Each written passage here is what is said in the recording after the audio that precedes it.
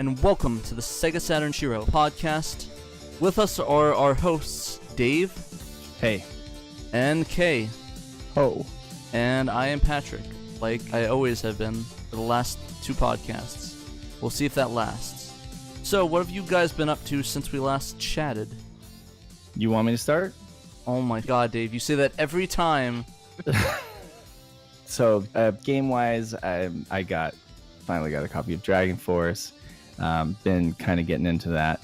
Kind of reminds me of like the battles in like Suikoden or something, where it's kind of like rock, paper, scissors. I don't know. I'm still trying to get a hang on it. But speaking of Dragon Force, I helped Kay with some vector art for Dragon Force 2. So much appreciated, by the way. That was cool. I'm glad that it worked out. He supplied me with a good scan because I couldn't find anything online. So there's a Dragon Force 2?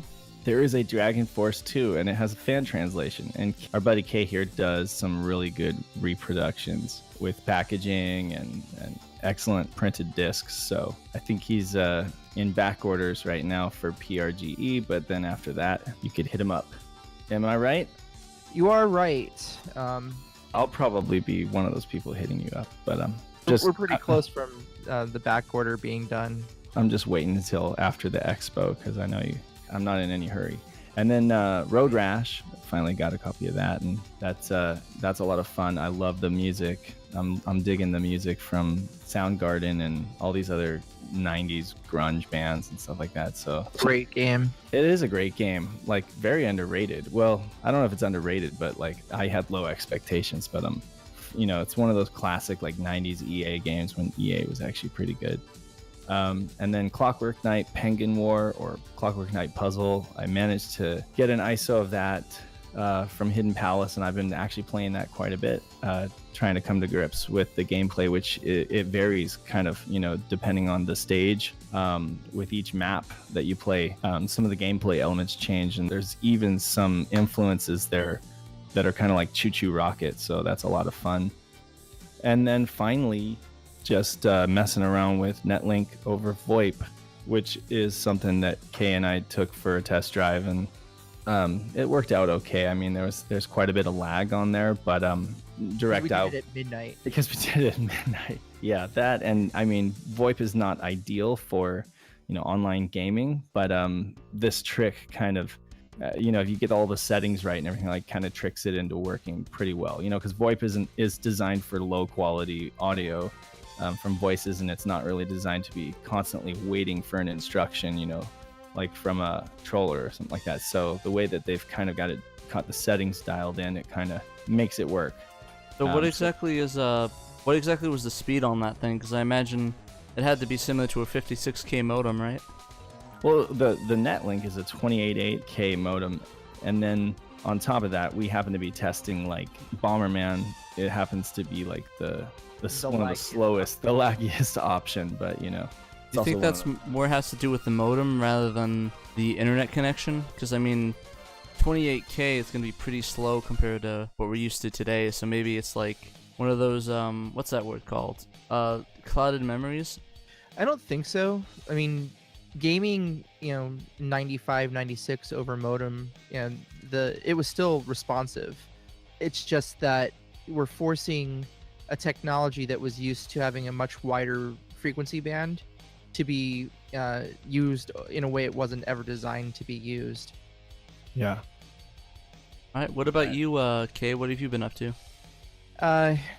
Slamming out more back orders and just about ready to get those announced and shipped out. Been very heavily involved in making fresh rips, dumps of my Saturn games for the redump project. So far, I think I've got maybe about 20 or 30 games ripped and archived. And nice. Out of how many games total? 600. Have you run across a lot of data holes, or? No. And I had a lot of Saturn software that has not been dumped before. So I had a Denpa Shonen Teki game, which had 2 versions that were released. And I have the rarer version of that, and it had not been dumped before, apparently. So it's just like a bunch of them. And I decided to start off with like my European games. But in any case, they're dumped, and at some point they'll become part of the archive project once I get them processed, and they'll be available for public consumption somewhere. Cool. So do you have any sort of priority listings? Is it like a US first, UK first, or is it like a alternation thing?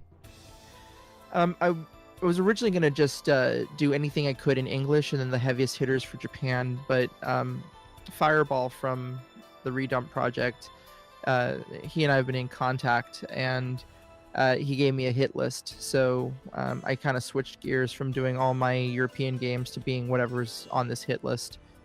Eventual goal, though, right? Like, for those who've been talking with me for a long time and know me as a Murder of Crows, the archive project has always been every single Saturn software I can get my hands on being dumped using the same process, the same tools, the same hardware, and then accompanying it with like high quality scans of the disk, high quality scans of the disk art, scans of the manuals, even tearing the manuals apart if I have to, and getting them all up online, and basically to kind of eradicate places like was like ISO Paradise or EMU ISO Paradise. Zone. The thing with those websites, right? They've served a purpose, which is, I don't have the game, let me go download the game, and this will probably work.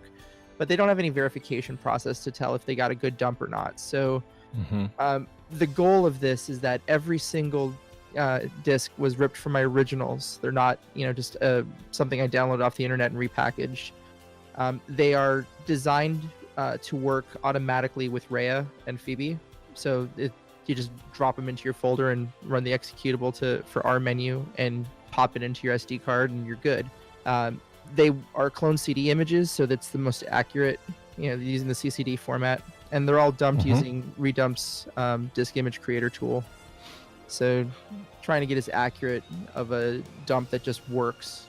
The most important thing for me, at least in regards to Saturn, was getting it, accurate as possible of a rip or dump, and making sure it's preserved.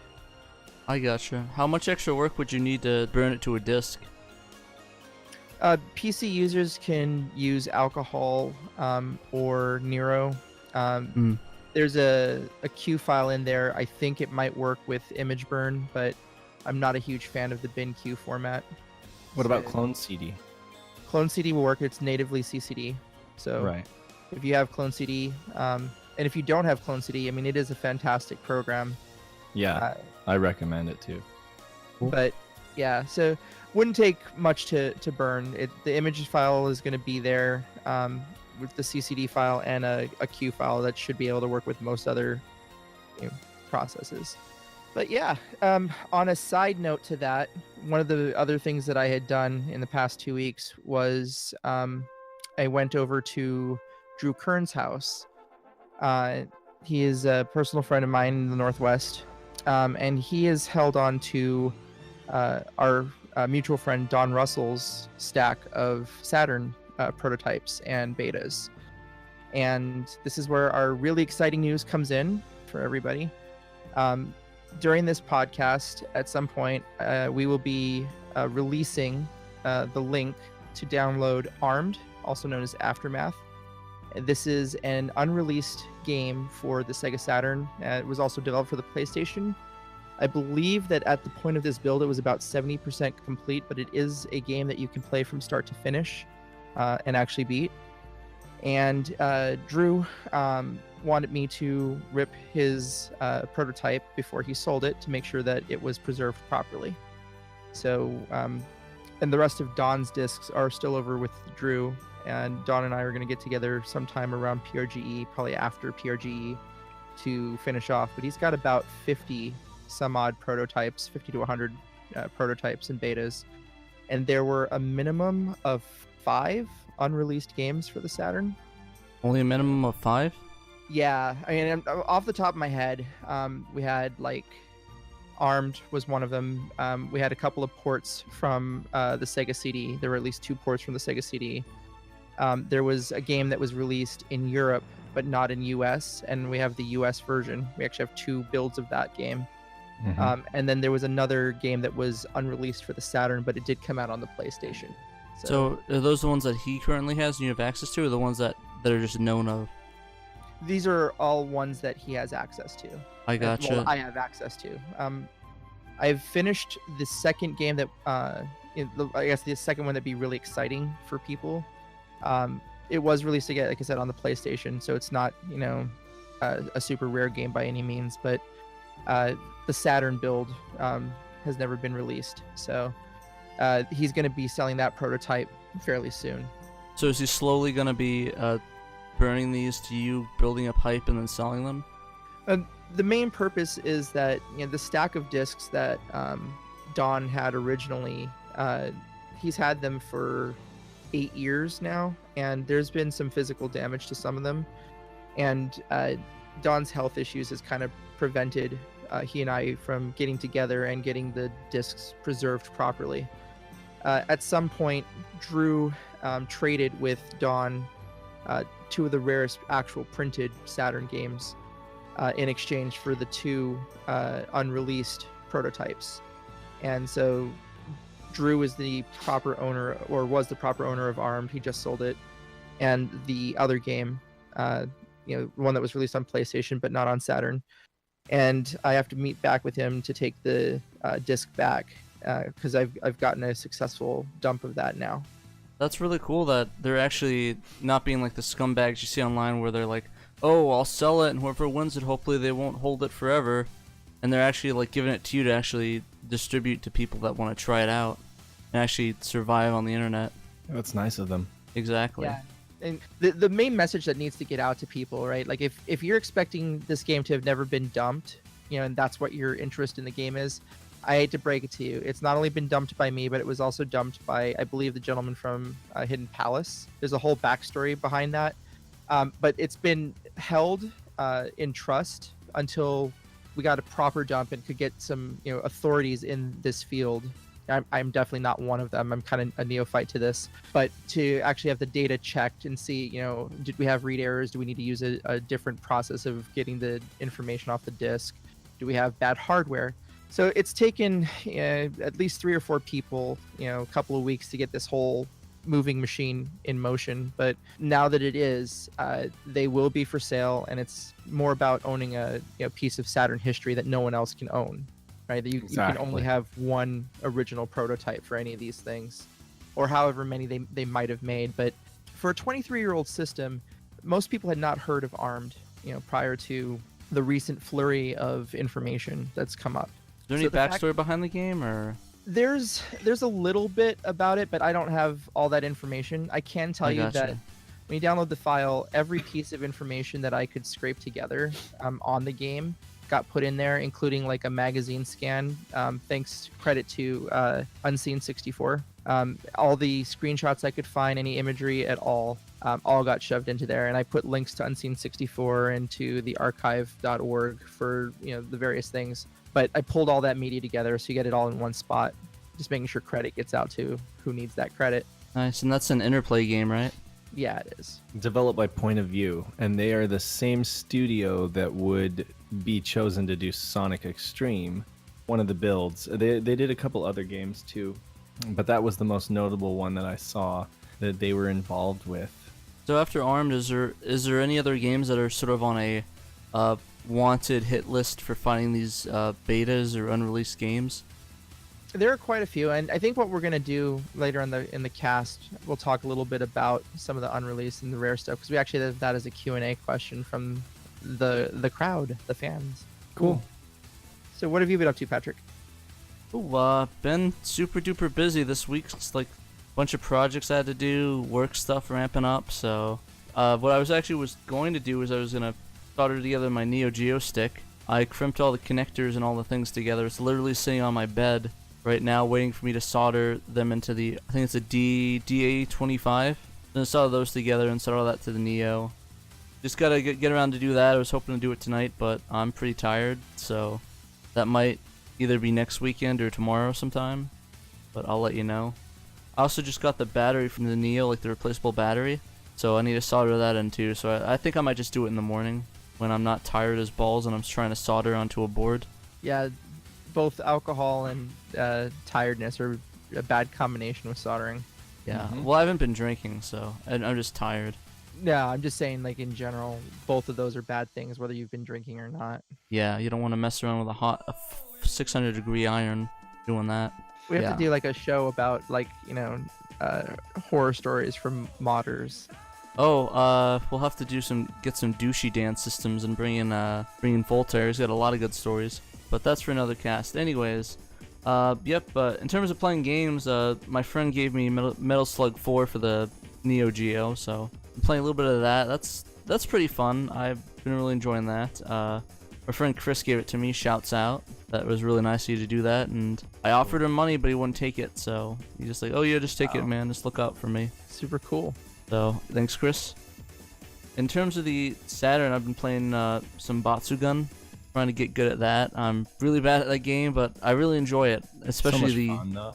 Yeah, the soundtrack is killer. It's got that Sharp 68000 sound, or the Yamaha YM, whatever the one for the Genesis. But that's pretty fun. I've been playing a lot of that. Sucking, but it's a lot of fun. Also been playing some King of Fighters 98, and I had a funny story about that. So I was looking up the soundtrack, listening to it, and for any of you that know King of Fighters 98, you know it has a rap intro about the old King of Fighters. Yep. So there's this one point when the static comes on that in the US game it's just static for a couple seconds, but in the Japanese version you can hear clear cursing in the background. I looked it up and did some research, and it turns out that it's actually a couple guys saying, "Play that shit like you got your mother effing check. You're gonna come pick up some dank," or something like that. It's really weird. I don't know why they had that in the actual game, but they censored it in the US, luckily. But it's actually really prominent in another. I think it's like the credit song. You can hear them say the full thing without like instrumentals and stuff. So I don't know whose decision that was. I think maybe they were trying to get some rap sounding stuff, but it just didn't come out the way they want it to be. Or maybe it came out exactly the way they wanted. Could have been, yeah. Get published, right? I guess so, but I don't know why you'd want to put that and limit the game, because it's like you put an F-bomb and you have to put parental guidance on the game. But well, that's a pretty cool find. And I know that you linked to me and we were talking about it last night. There's some YouTube links we can probably put up with the cast for people who wanted to hear curse words in a published game. Yeah, if you could, Dave, you'd probably just put it in and I'll send you a link to it. Sure. Say that shit like you just got your motherfucker. Alright, Well, so Before we get too much further, something that I forgot to have us do during the last week or two. Apparently, we have friends and fans. You know, all of like 3 or 4 of you who are listening to us.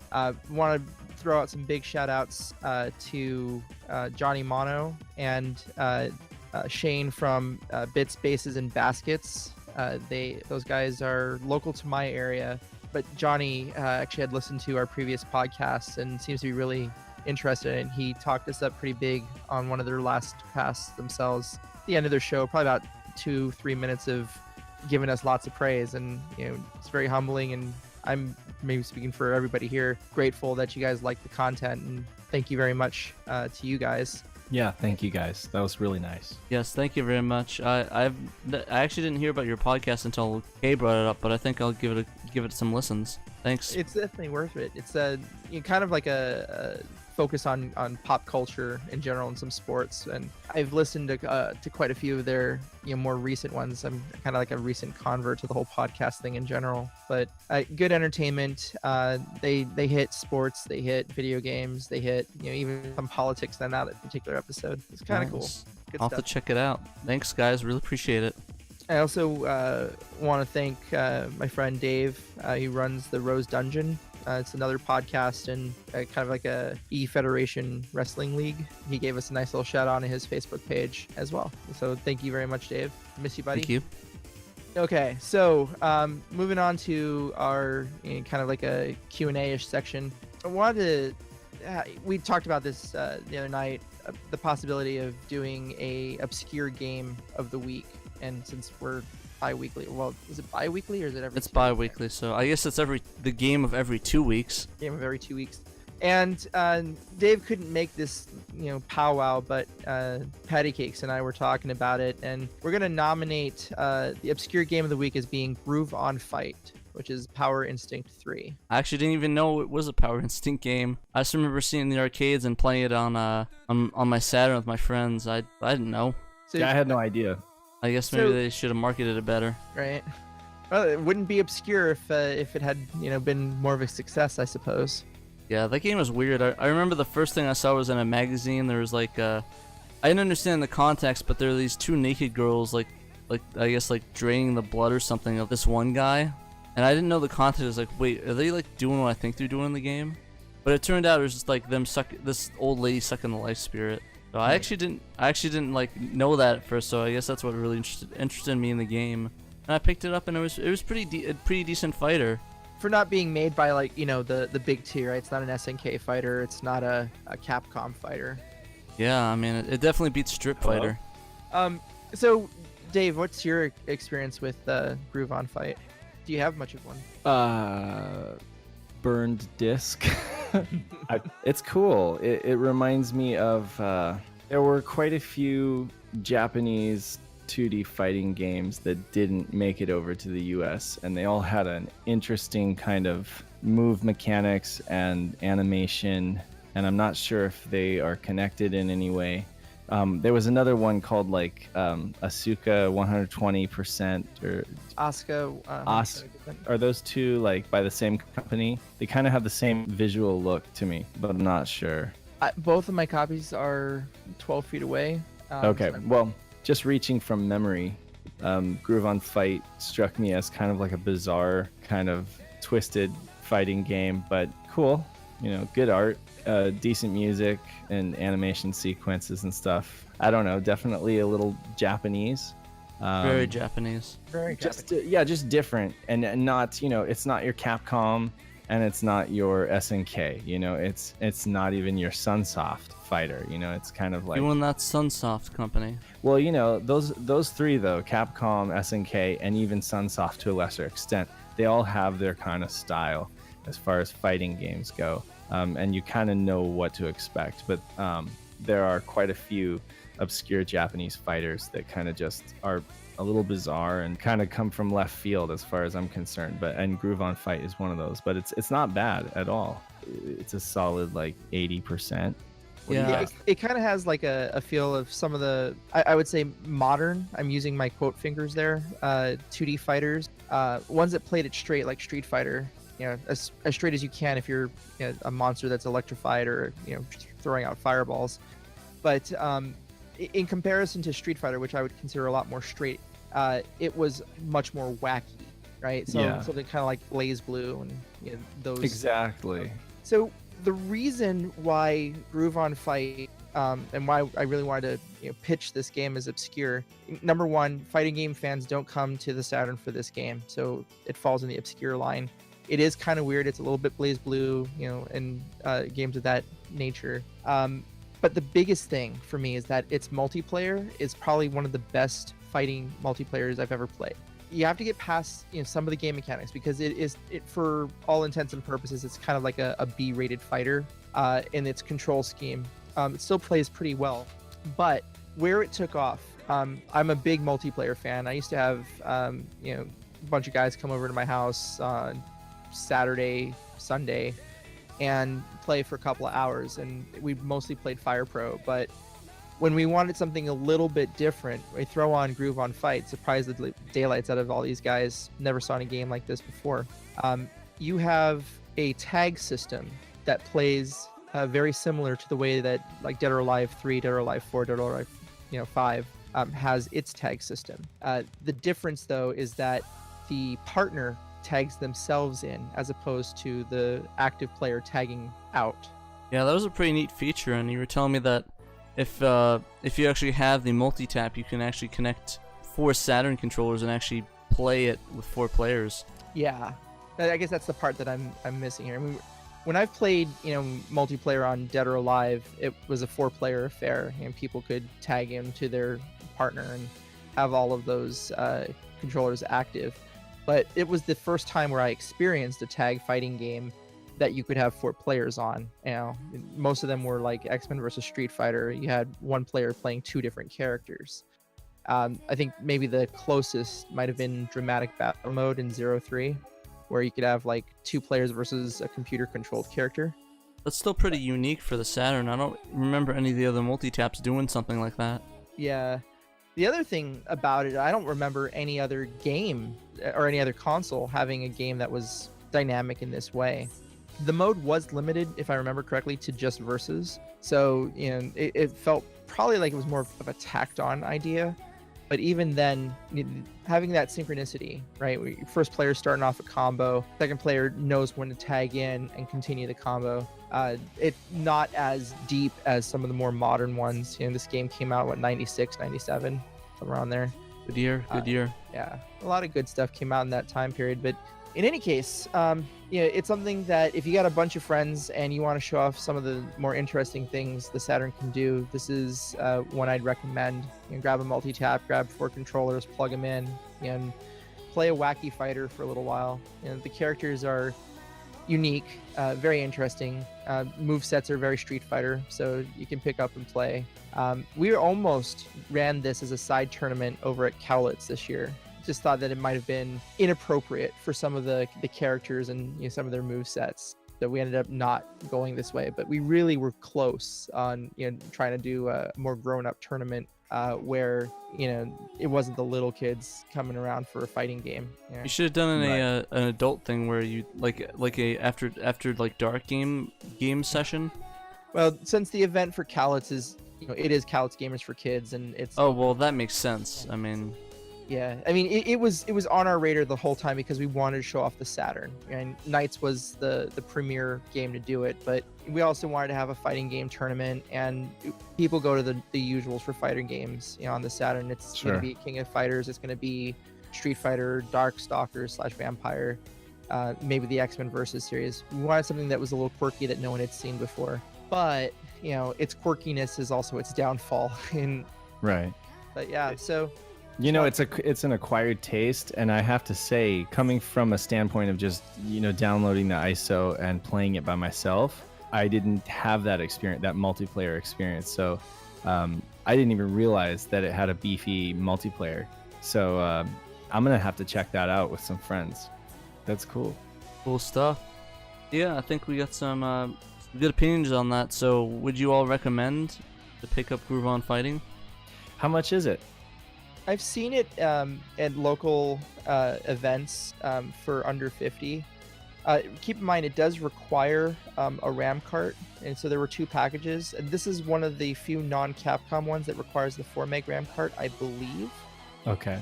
But it ran me. I've got both the RAM cart version and the non-RAM cart version, and I don't think I paid more than $40 for either one of them. I think I would recommend it at that price. And would you guys recommend it be better with a fight stick, or could you get away with the pad and it would be fine? If you're using the Japanese style pad, it's fine. You don't need a fight stick for pretty much any of the fighters, honestly. On the Saturn, the pad is just sublime. Mm-hmm. It's pretty good.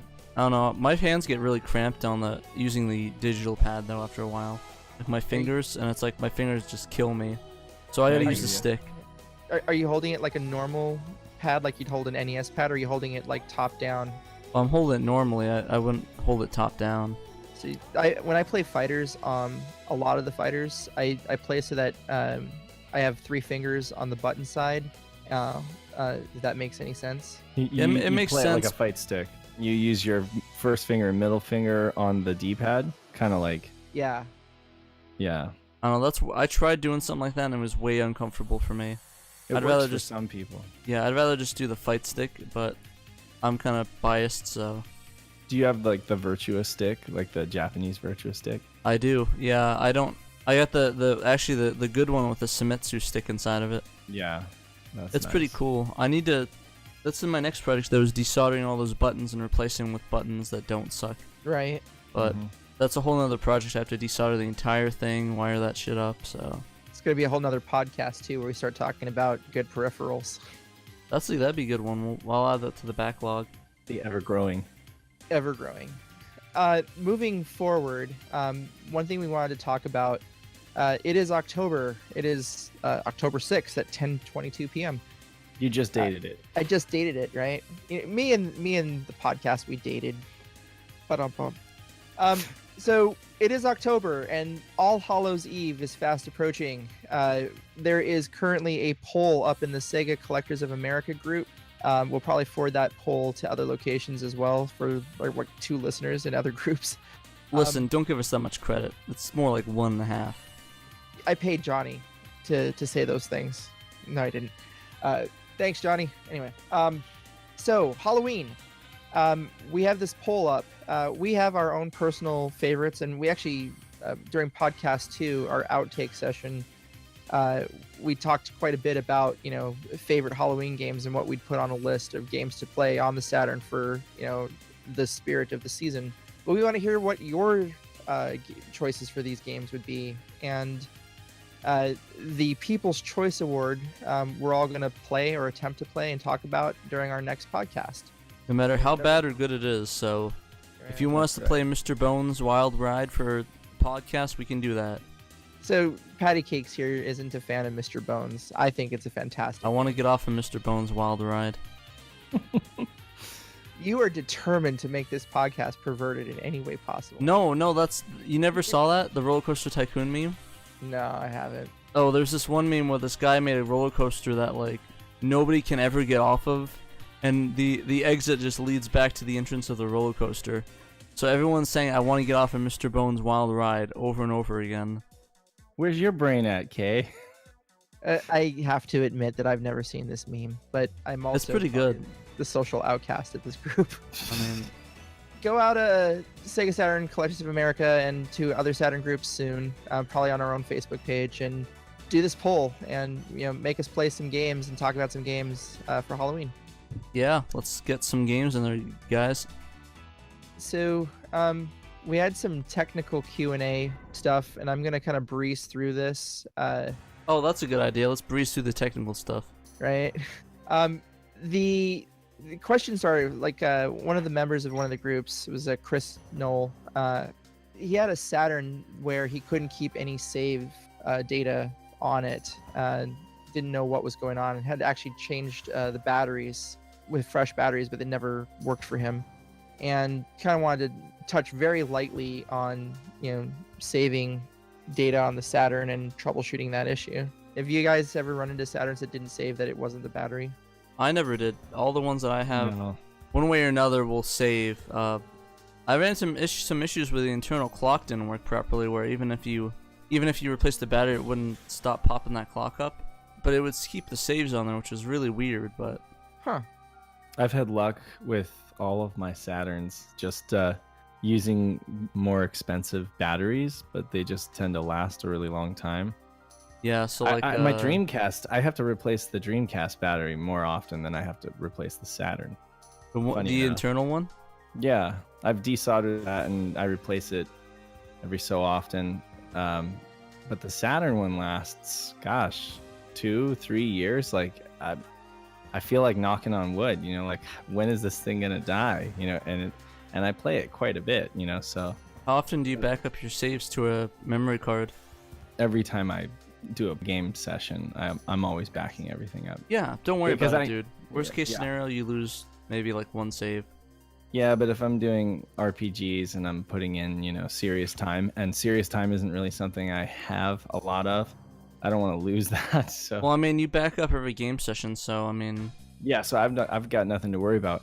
But I do that in spite of the fact that I've never lost my saves. So I can't remember the last time I replaced that battery. So one thing of advice is just don't get cheap batteries. Get some good, Duracells. Get name brands, yeah. Duracells, Sony, Yeah. Panasonic. I don't know who else makes batteries? Energizer? Energizer, yeah, those ones are good ones. Sanyos are okay. Energizer, get a good battery. Don't go to a drugstore or a 99-cent store and expect those to last, because they're not going to be.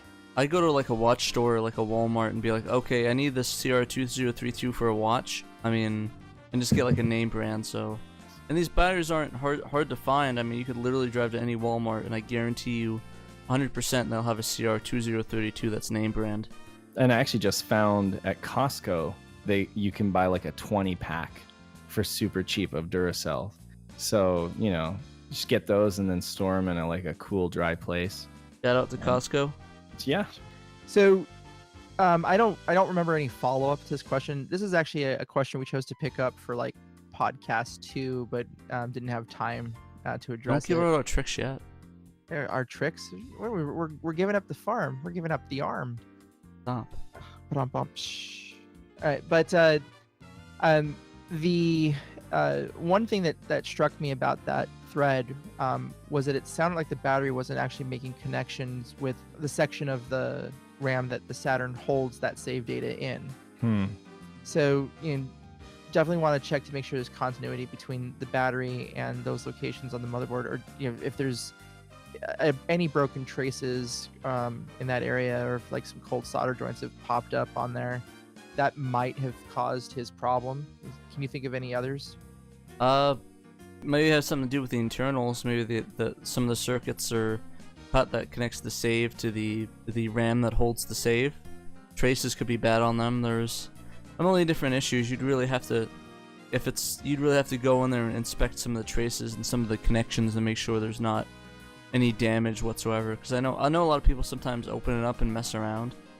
When those things first shipped, they had like a little ribbon blocking the battery from being discharged, and I know that this gentleman had replaced the battery several times, so it couldn't have been that. But if you're finding that your save data is not working, just pop open that battery cover and maybe pull out that little ribbon if it still happens to be there. And congratulations for owning a very brand new Saturn. Also, what you could do is check if you flip. I know it's gonna sound dumb if you flip the battery the wrong way. Oh, that's a good point. Because I know that happened to me a lot of times when I did systems, when I worked at a certain company that did QA for hardware. Basically, I put in the BIOS save battery in the wrong way so many times. Do a reset on it. No, CMOS battery. Sorry, the CMOS battery. I flipped it the wrong way so many times, and it just didn't work. And I thought I broke it, but I just put the battery in wrong.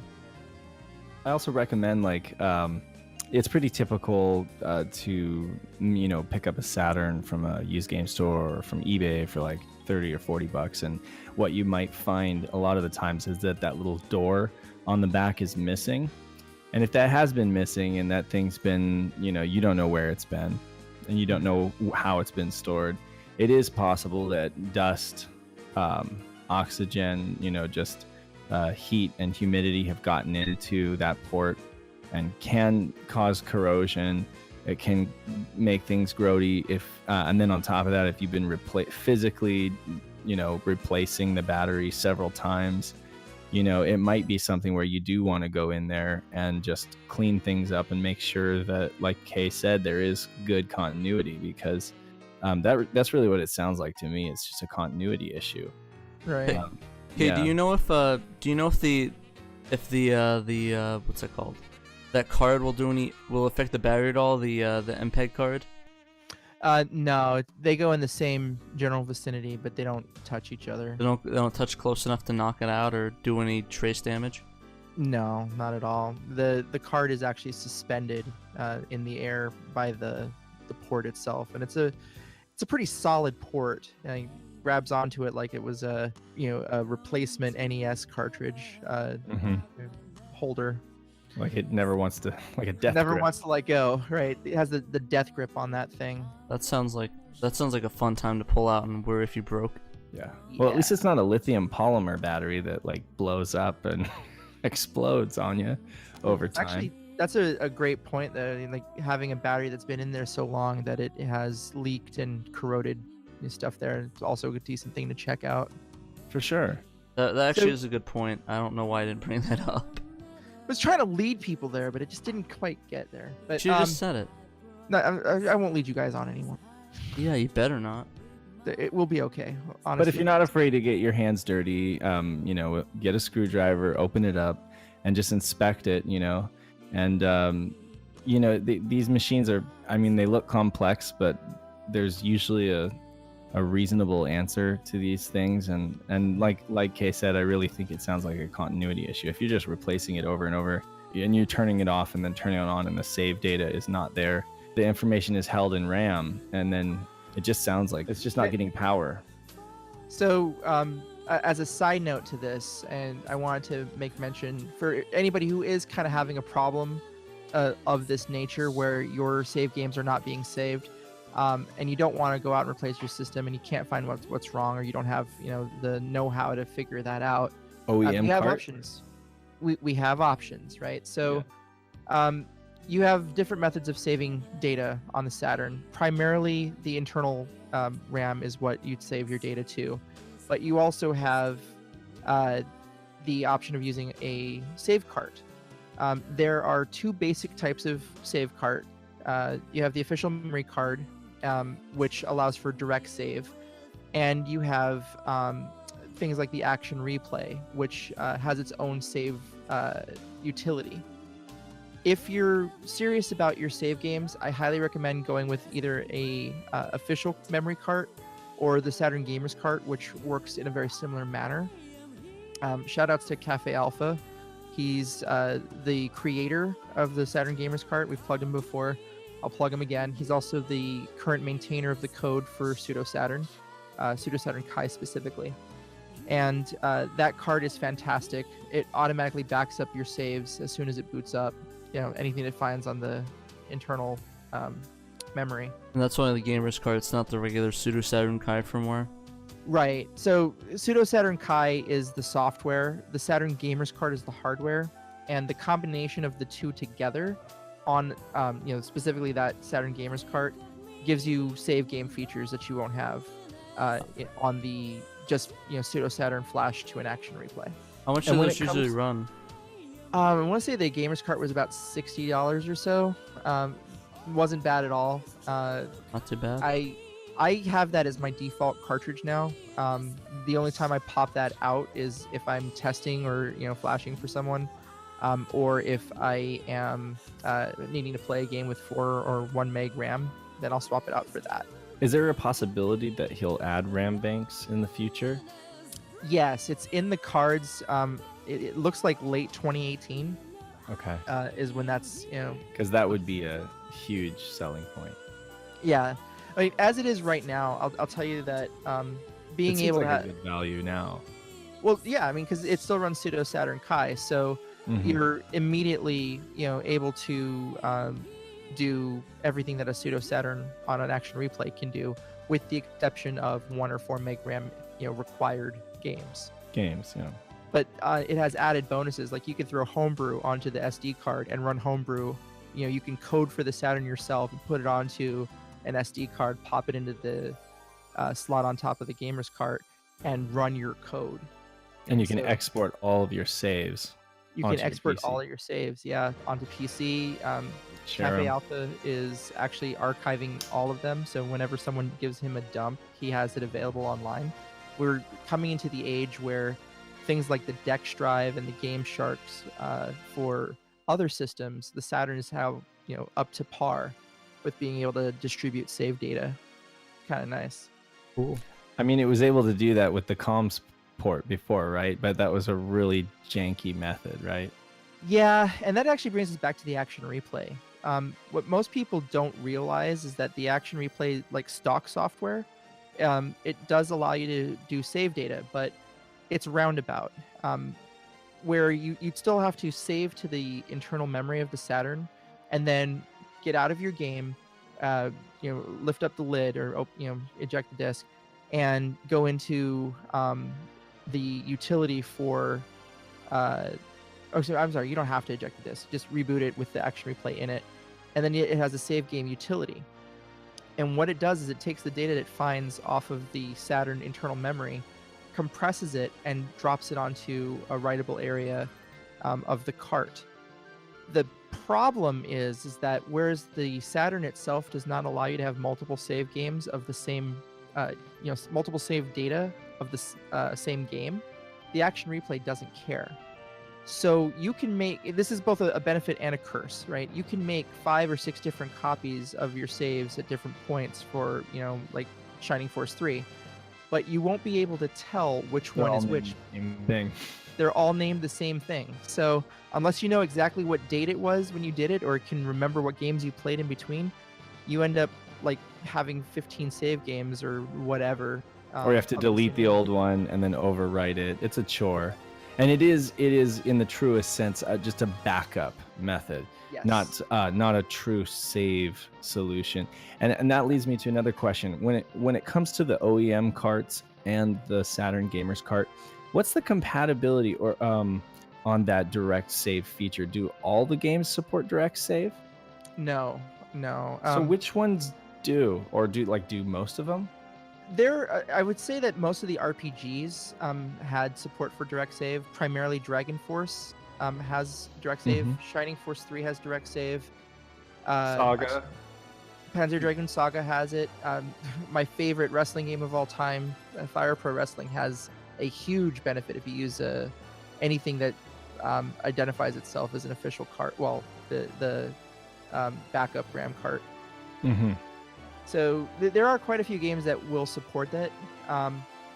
And you're not limited to just cartridges. There are other options as well. Floppy disk drive. The floppy disk drive, one of my favorite peripherals. If you have a lot of money, just burning a hole in your pocket. Well, mine didn't cost me all that much, actually. And it Really? got shipped from, I got it boxed, complete, nice shaped box, shipped from Video Game Imports or Video Game Importers out in Great Britain. And I think it cost me $75. When was that? Oh, like 2-3 years ago. It wasn't too long ago. Huh.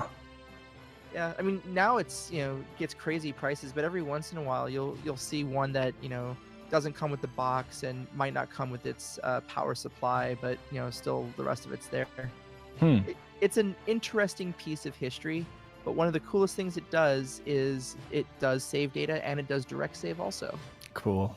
To a floppy disk too, so as long as you have a bunch of floppy disks, you're good to go. Nice. All right, so next topic, and something that we've been wanting to touch on since podcast 2. We were very heavily adamant about how awesome the import library is for the Saturn. Not just Japanese, but also some games that were in English that didn't come out here in the States.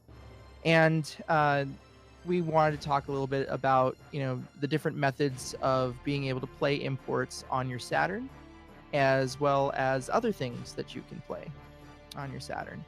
So, very basic overview. There's a misunderstanding about the Saturn protection architecture, both in its region protection and its copy protection.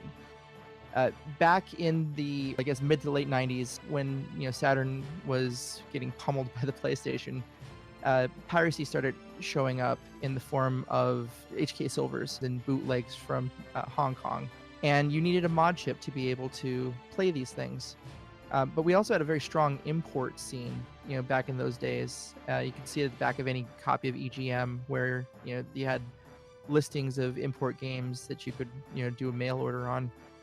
And for the PlayStation, the mod chip defeated both the region protection and copy protection at the same time. When a Saturn mod chip was developed, people assumed that it would function the same way, but the Saturn architecture is different. The jumpers, there are 4 sets of jumpers on a Saturn motherboard that dictate what region it's hardwired to. And you can find plenty of technical information about how it works. But one of the first ways of being able to play different regions on your Saturn was by manipulating these jumpers.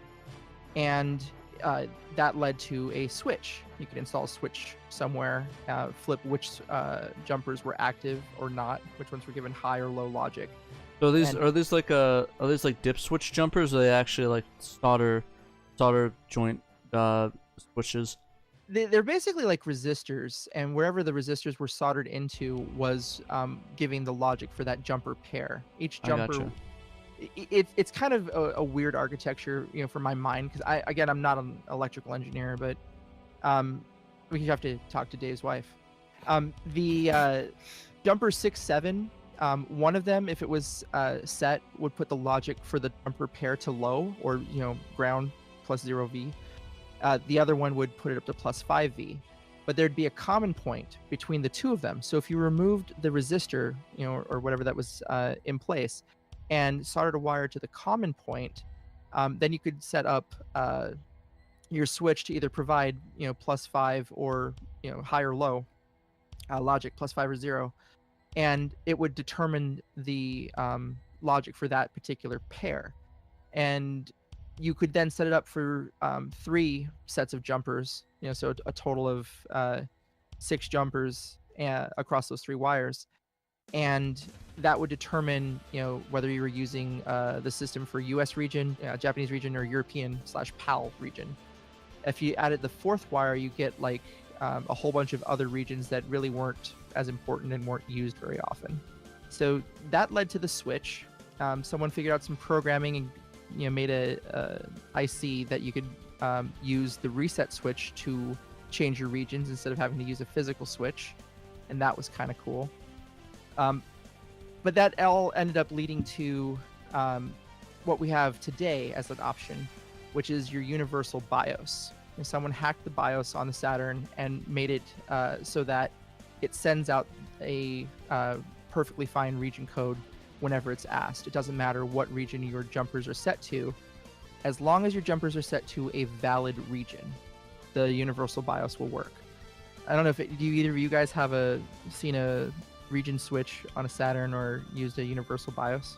Yeah, at this game shop I go to, they have one that they're trying to sell for like $300. Oh, that's crazy. Yeah, I had a switch on one of my machines ways back, but I haven't messed with the universal or the phantom. I mean, I have the old Rob Webb chips in my machines. Oh, well, so those are the mod chips, but have you ever worked with the universal BIOS? Oh, no. BIOS? No. Technically, I'm getting universal BIOS for my MVS, but I think that's completely different. It's a similar similar I think, concept, but for the Saturn, you actually have to remove a surface-mounted IC and then re-solder that. It's about 32 pins. Okay. Yeah, no, I think I've just been playing imports with the Action Replay. Same. Because if I took it out, yeah, the mod chip wouldn't defeat region. Yeah, so it's just the Action Replay. Yeah, in my opinion, I think with the way the games are nowadays and the prices on the Japanese Saturn, I think a lot of people would more than likely just want to get either the pseudo Saturn Kai or maybe just get a dedicated Japanese Saturn. So I think the Japanese ones are the ones that sometimes require special cards for them to run compared to the European releases. Yeah. Well, for end user, friendliness, the region-free BIOS is honestly the best way to play, because you don't have to have a cart in there to play import games. And whereas if you had a switched system, you'd have to switch the system before you turn it on the power. You turn on the power and then pop your game in. If you wanted to switch to a different region game, you'd have to power off the system, flip the switch, and power it back on. Mm-hmm. Universal BIOS just straight up doesn't care. You flip the lid open and swap disk. It doesn't matter if you went from PAL to US to Japan and back. It will just take it. Close the lid and hit start. So how difficult is the soldering work for that? I would say it's probably a 5 or a 6. I mean, because it's older technology, the pins aren't as close to each other. You don't want to be a novice to do this mod, but there are some modders out there who will do this mod for you for a fee or sell you a pre-modded system. I actually sell some of these as pre-modded systems. But we know that there's several guys in the forums, especially in Trade Sell Collect, who have an excellent package, an excellent price. I think I want to say Dave Keys. If I missed your name, man, I'm sorry. He and I have been talking about doing one of these mods for my Navi. So really good work that he's done, comes with lots of favorable reviews. So if you're afraid to touch a soldering iron yourself for that kind of mod, but you still want it, reach out to the community. There will be someone who can help you. Otherwise, just like Patrick and David said, you have options for region based completely on cartridge. Game Shark in the US will play imports if you hold X, Y, and Z when you start your game. The Action Replay without any modifications will do it, and so will Pseudo Saturn and Pseudo Saturn Kai. Any cartridge that supports the software will do it as well. And the Gamers Cart? Yep, the Gamers Cart will do it because it's Pseudo Saturn. There are a few more obscure carts out there. One of my favorites is the ST key. I mean, that's all it did. I can't say it's my favorite. It's my favorite to laugh at. It's classic. It's the terrible original one. importer's cartridge. Right. And that's all it can do. It's worthless in the world of Pseudo Saturn, and action replays. Sure, but in '96, in '96 it was fantastic. That's how you played the Capcom games, Right. Capcom Fighters. One thing that sucks though is that some of those the reason why you want to get some of those modded is because you can't play them with some of the RAM carts. Yeah, you need Yes. the RAM. Hey, so with the region-free BIOS, what BIOS ROM image is it booting? Is it the High Saturn? You can modify any of the BIOSes out there for being region free. So it would just boot up with the same intro. If you wanted the same intro that you always have on your system, just find the BIOS that you matches your system. There's a version number for most of them if you look around in the system settings, and you can get the same intro. But And you if just want flash something- the chip or something, or Yeah, when they burn the ROM file to the IC, it comes with the whole kit and caboodle. So when you program that IC. I got you. But some of those BIOSes, I can't really recommend this for those who aren't used to programming their own integrated circuit chips, but you can put a BIOS from a different Saturn into yours. So, for example, I have an April 1996 oval button Saturn, and I put the BIOS for the same generation High Saturn onto mine, and I put it onto that chip and installed it for region free. So when my US system starts up, it's actually got the High Saturn logo. Does this have the same sound too, the worm thing? Or is Yeah, it... that's all built into the BIOS. Oh, cool. So swapping the BIOS, like I've had American systems that I modified with the Japanese BIOS. I've had the V Saturn BIOS. Just kind of be aware, try as hard as you can to match up your hardware, like your motherboard revision, with a BIOS that would be found on that motherboard revision, because you do have the early end BIOS, for the very first oval systems, and it's a slightly different BIOS for the ones that are round button systems and came later. So you don't really want to mix and match between different hardware revisions, but mixing and matching between different systems on the same hardware platform is fine. Yeah, I saw your white Japanese Saturn, the round buttons, that had a High Saturn boot up as well. That's cool. So did you guys want to talk about actual backups now? That's a really good option for a lot of people to play some of these import games. Yeah, let's talk about that for a second. So the other aspect of the protection scheme on a Saturn was copy protection, and unlike a Dreamcast, you can't burn a game and just drop it in and expect it to play. You actually have to have some sort of method to trick the Saturn to think it's a legitimate disc.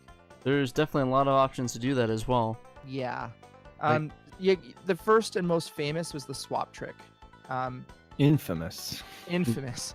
I cannot recommend anyone do this, but it is not difficult. So we don't want to give you false information. I can't say that this is safe. Dave, what's your opinion on the swap trick? It's sacrilege. I would never do that to any of my consoles. The only time I would make an exception for it was installing Pseudo Saturn. You don't have a chipped system. I mean, I wish there was some kind of, when I did that with my PS2, there was like a key that you could disengage the drive. There was like a nice, neat way to do it, but with the Saturn, there really isn't. You just have to slam it down there and then pick up the disc off of the spindle while it's spinning, and Oh, really?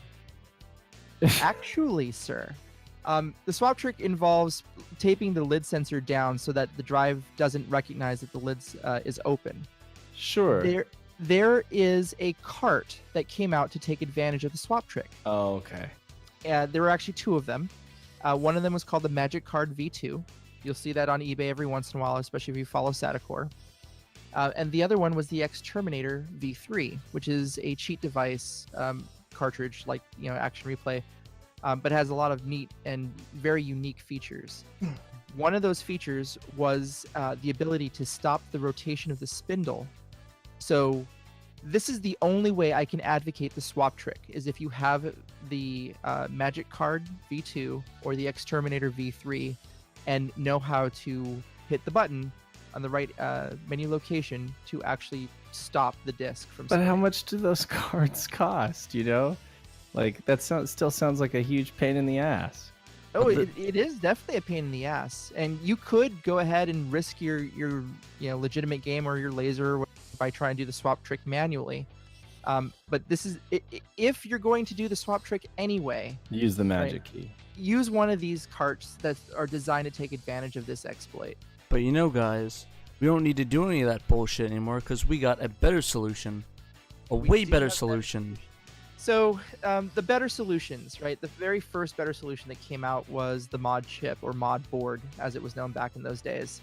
And it injects the appropriate response to the CD block when the CD block asks for it.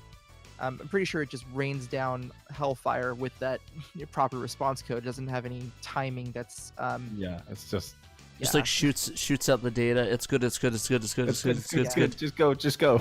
Let's go. Take it. Run. Go play. Boot. Looks good to me. Exactly. And so I find, and I love the Sega Saturn work and what's come out of it, but the best end user experience is going to be utilizing a mod chip with like a region free BIOS or some other region switch, something like that. We have a newer mod chip that's come out in the last few years by some of the guys at Assembler. I want to say it was 0K, and that's known as the Phantom Universal. This is the only mod chip / mod board I can recommend. I don't know about your guys' experience, but it works on all Saturns. There's even a modification you can do to it to have it run on Sanyo drives. Mm-hmm. This is the chip that people have been waiting for, and don't wait for it anymore. Either get it from the assembler forums, get it from 0K himself. I sell them. People will sell pre-modified systems. You can get this chip. It's inexpensive and it's worthwhile. Doesn't even require all that much technical knowledge. But there's actually an option. You might be thinking, I don't know how to solder, man. That's a lot of work. But we got a hookup for you that'll be just as good for you people that don't want to do all that stuff. And that would be getting PSEUDO Saturn. Yeah. So, PSEUDO Saturn, again, if you want to find out more about the technical history of it, check out the assembler forums. There's a great deal of history there. This is all involving JLH. Dave, help me out there. What are we Dr. talking Abrasive. about? Dr. Abrasive. Oh, yeah. James Laird. James Hetfield. So, he did the reverse engineering of the Saturn CD protection block, got it completely decrypted and figured out how everything worked. And from that research, Cyber Warrior X developed a proof of concept, PSEUDO Saturn, and what it required was patching, your ROMs, your disk images, so that it would be recognized in the header as being Sega Pseudo Saturn as opposed to Sega Saturn in the header. Then they moved forward and they put out a version that didn't require the patch anymore. They figured that out. And then there was a third revision, PSEUDO Saturn 0.832, that was even more based on Dr. Brace's, his work.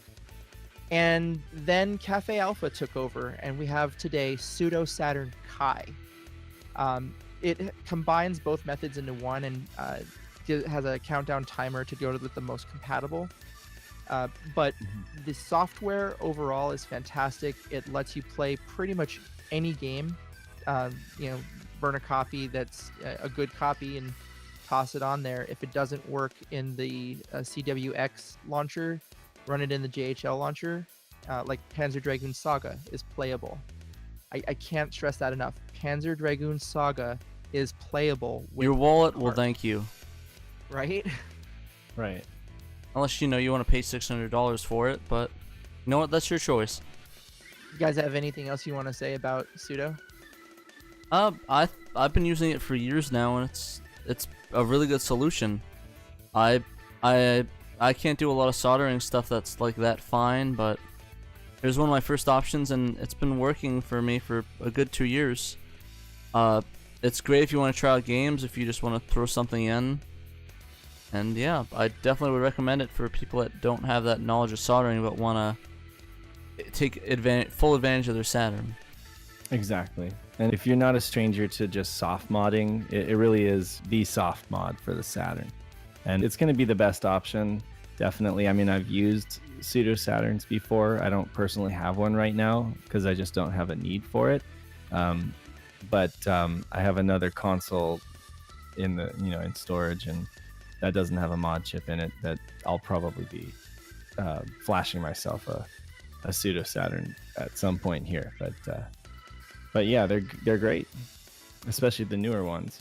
And Kay, you sell them, right? You flash them and sell them. I do. If you can't, if for whatever reason you can't, do the flash yourself, either you don't have someone with a pseudo to help you with it, or you don't want to do the swap trick, or you don't have a mod chip or someone with a mod chip, I do sell them. I actually have stock coming in from Hong Kong in the next week or so. So we'll get those out to you and pre-modded and ready to go. We'll probably be selling a lot at PRGE, honestly. Cool. So if you're at PRGE, stop by his booth and pick one up. Now, the last way of playing copied games onto your Saturn is through an optical drive emulator or through Professor Abrasive's project. You know a lot more about that project right now, don't you, Dave?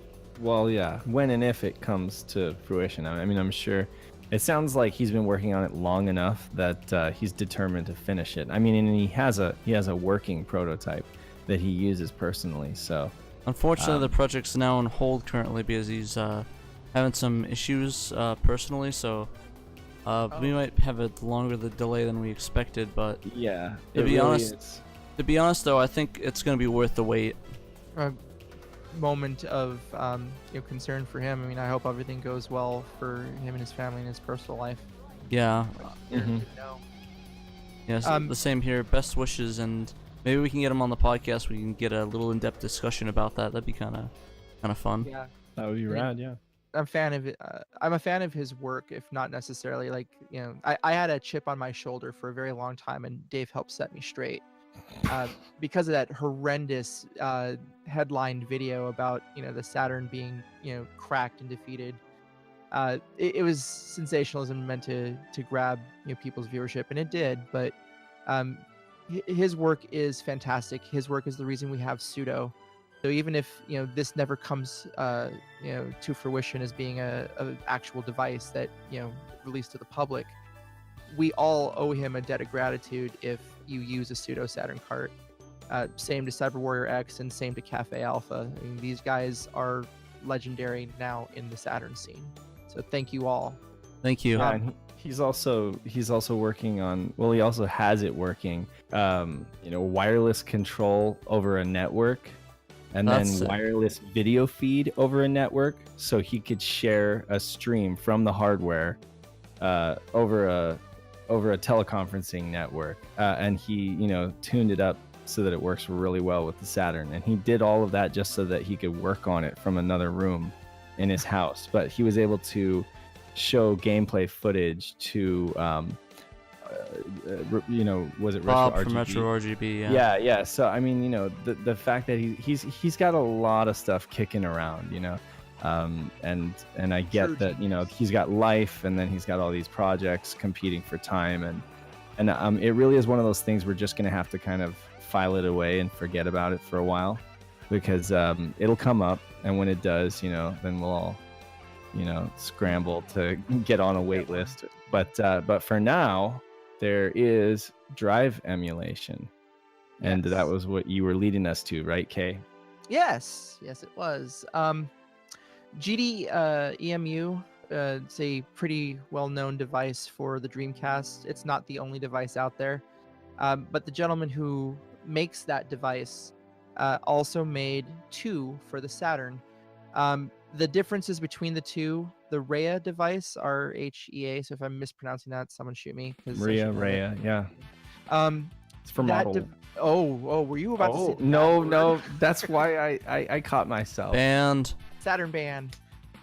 It's for 20-pin ribbon cable systems, connecting between the CD-ROM board and the motherboard. model worn systems, right? 20 pin and 21 pin. Yes. And the reason why we have to designate it this way is because there are quote-unquote Model 1s that have 21 pins. So just because you look at the outside and you see an oval button does not necessarily mean it is compatible with RHEA. Yeah, you Might always got to be. look on those drives. Or on the boards, sorry.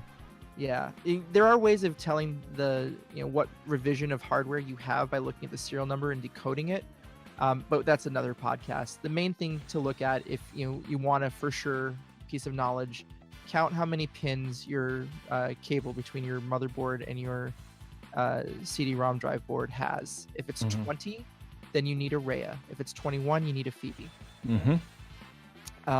These are fantastic devices. They replace the optical drive entirely. By putting one in, it also defeats the lid switch, kind of automates the lid switch process. There is an optional mod for this where you can do a 50-60 switch as well. I can't recommend that for newbies at all. You have to lift a pin on the video chip itself. Or find an alternate point, and not a lot of Saturns have that alternate point. But doing so and configuring the operating system, you can have it automatically switch to 50 hertz for European games. It will auto detect region, and if it detects a European region, it will switch it to 50 hertz if you want it to. So will that RHEA and Phoebe, will that make it region free so you can play like police stunts and stuff, or is that still that same issue where it requires you to use some device to get the region switched?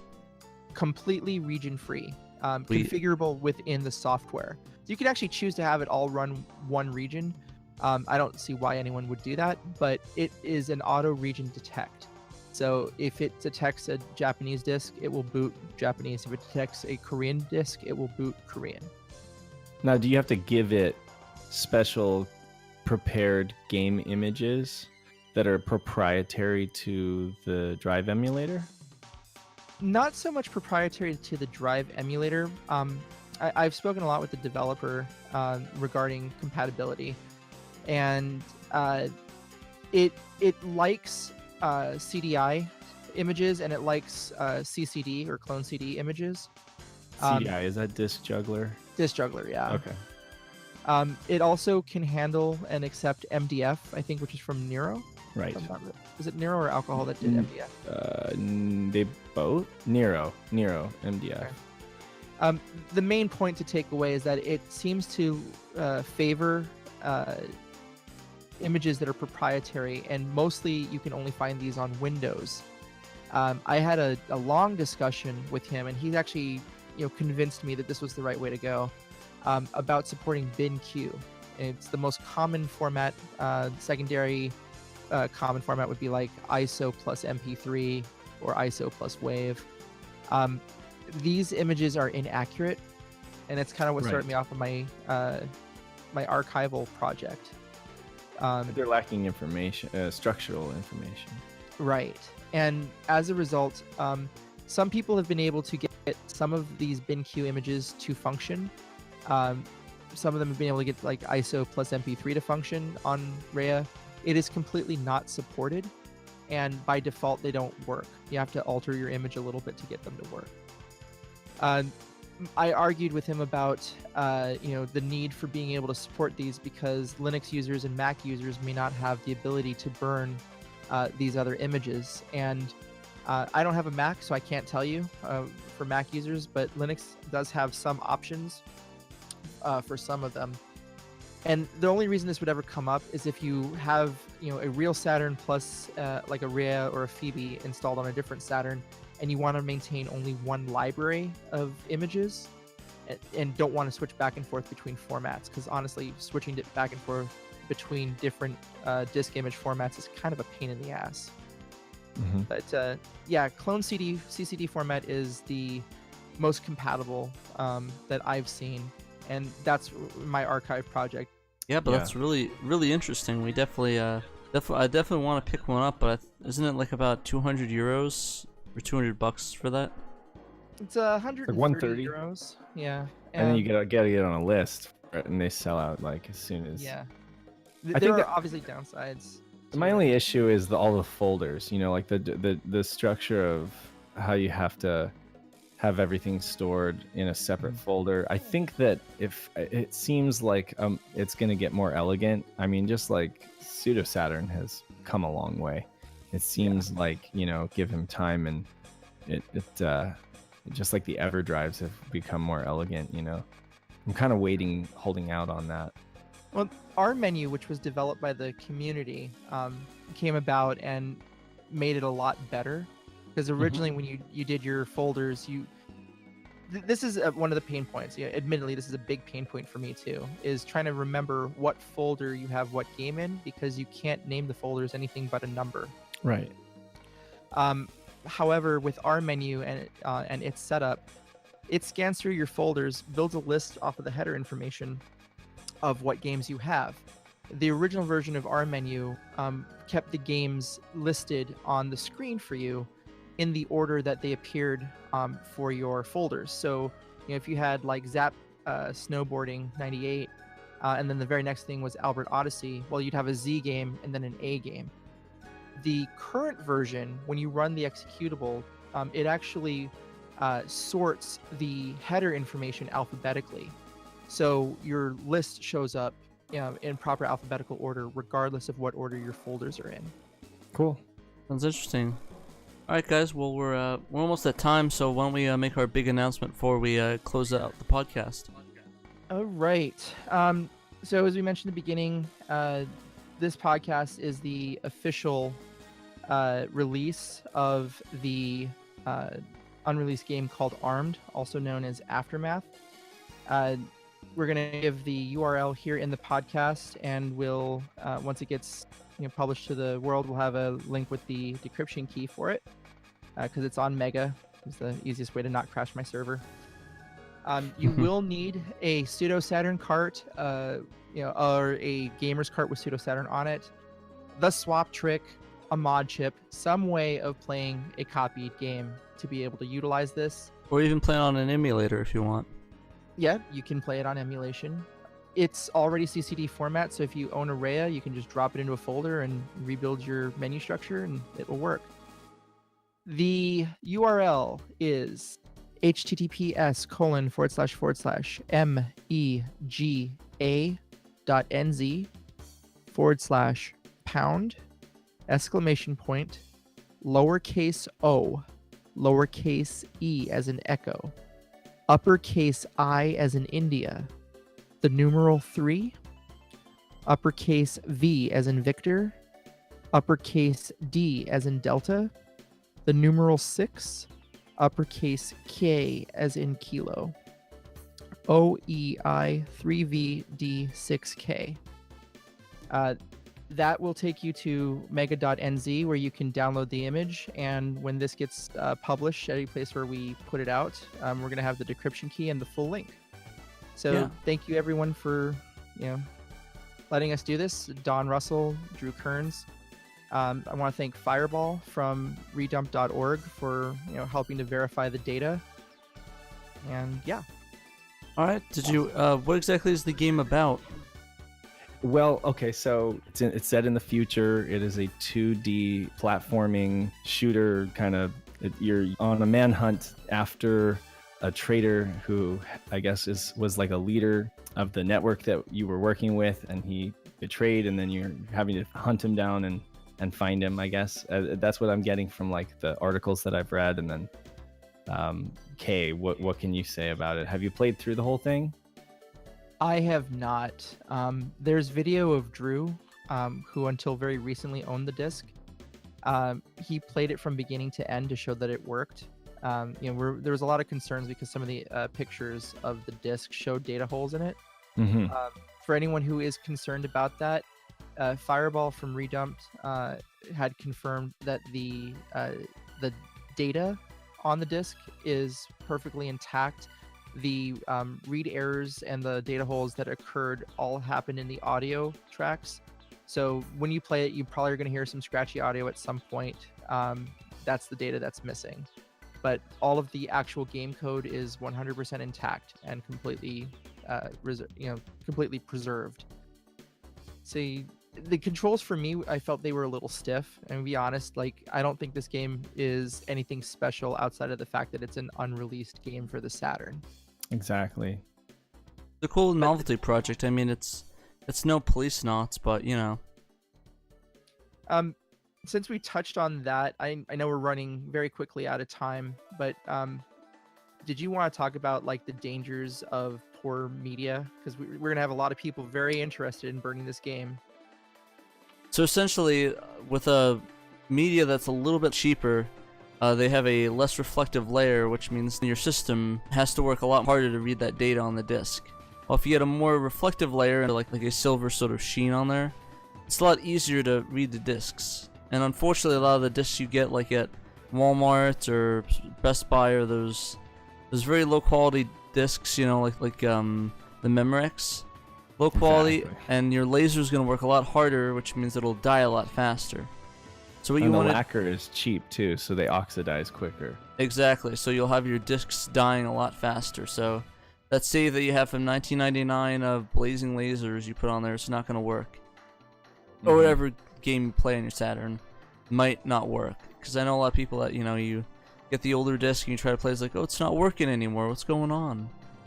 Yeah, and your laser has to basically squint, essentially, you know, to be able to read that data, and then you know you get into this habit of adjusting the pots on your laser, which is basically lowering the resistance of the circuit, increasing the voltage, and that's going to burn out the pot in a shorter period of time, because you know those things are basically a 2-volt system, and it has a very small amount of tolerance, you know. So I know that's something people do a lot with the Dreamcast, and they just say, you know, well, I'll just get another Dreamcast or I'll just buy another laser. But you know, these things are becoming harder and harder to find, and the prices on replacement lasers is going up, you know, and then even the replacements that you get are cheap and unreliable.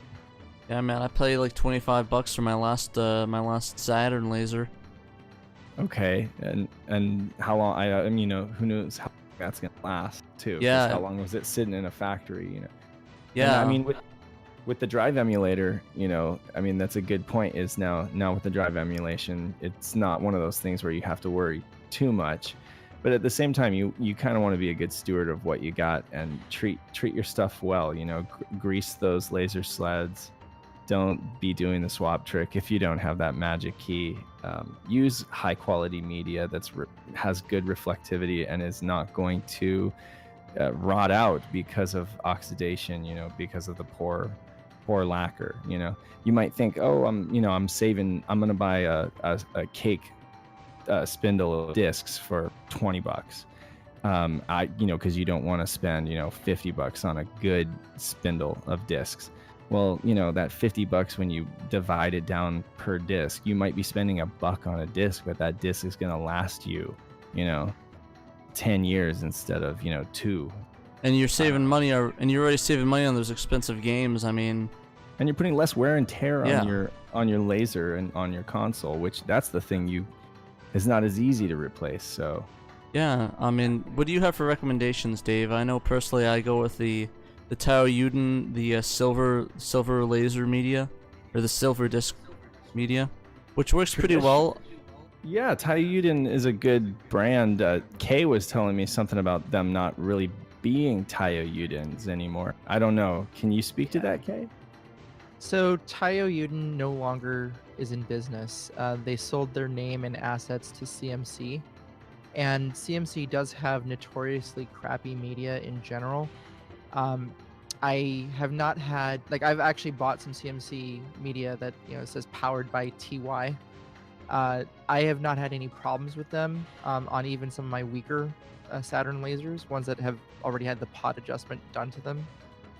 Because I know that those lasers are dying and will be replaced anyway, but it's kind of more of a test to see how well does this disc function. So while I'm very disappointed that Taiyo Yuden is not in the business directly anymore, I am satisfied enough with the replacement that's available that I've continued doing business with that company. But they are by far not the only game in town. And if you do find actual Taiyo Yudens, treasure them. Make yourself some really decent backups and enjoy them forever, because Taiyo Yuden used to power Fujifilm discs, that were made in Japan, and I've been giving away a lot of my old backups to some of my customers who've been purchasing repros or action replays for me. I give them as test discs. I actually own the originals now, so don't really have a need for them. And I give them away as test discs. And we're talking games that I've had for almost as long as I've had my Saturn, booting right up on any Saturn I pop them into. So there's kind of my recommendation. What about you, Dave? I know you use some gold quality discs. So yeah, verbatim. It's not the best, but if you don't get the cheap stuff, if you get their archival grade gold discs, which are designed for archiving for very long periods of time. I mean, the lacquer is incredibly thick. The edges are sealed off. It uses a gold reflective substrate, so they're not cheap. But for like Neo Geo CD games, anything where the laser is old and I want to baby it, they seem to be a good deal. And I don't know, some people prefer silver discs, but I don't care what they look like, just so long as they last, and that they don't put any stress on the console itself. And I know that you did a lot of research to prepare for that topic more in depth. Is there anything else that you wanted to add now, or is that something you wanted to save for another cast? I'll save it for another cast because this is running really long. All right, well, guys, thanks for listening to Sega Saturn Shiro. I'm Patrick. I'm Dave. I'm Kay. And we hope you guys tune in next time and enjoy the unreleased game. You must play Sega Saturn. Or die. Goodbye.